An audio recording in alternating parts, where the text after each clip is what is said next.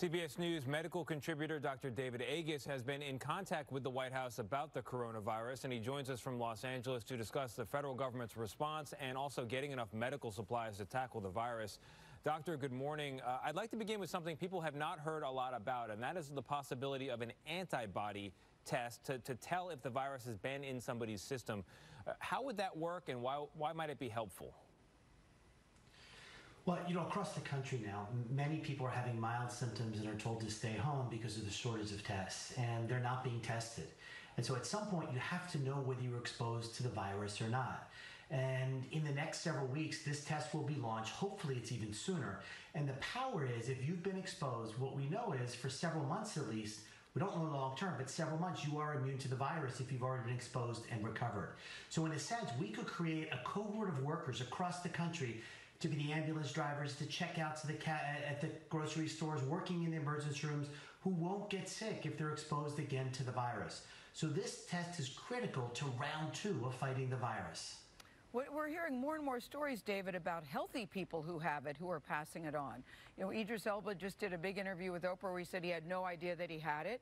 He's passed it on. We've heard about basketball players that have tested positive, feeling very healthy.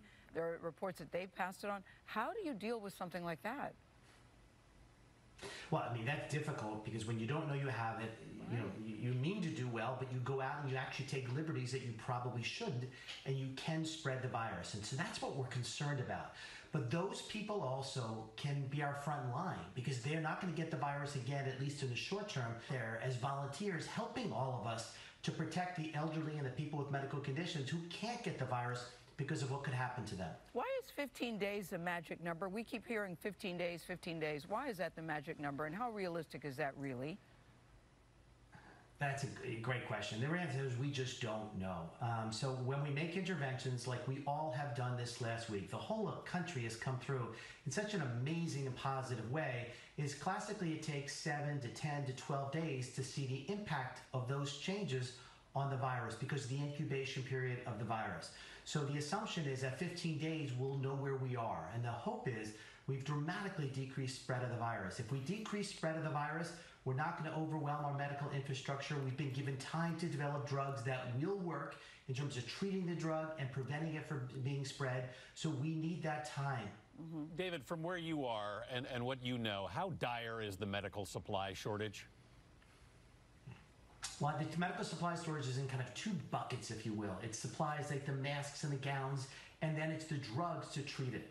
The masks and the gowns, we're starting to see a little bit of easing of supply. It's certainly not where it needs to be, but companies are stepping up. People are making them. People are making hand sanitizers, alcohol-based companies and all. That part is exciting, and I think offers some hope there. In terms of drugs or therapeutics, we're seeing bigger supplies come in this week. And so obviously when the president announced that hydroxychloroquine may be effective against the virus, nationwide doctors started to prescribe it for patients, and we're now low on the drug. Much more of a supply is coming in toward the end of this week. And so we're starting to get a little bit encouraged that we're going to hit some of these supply issues.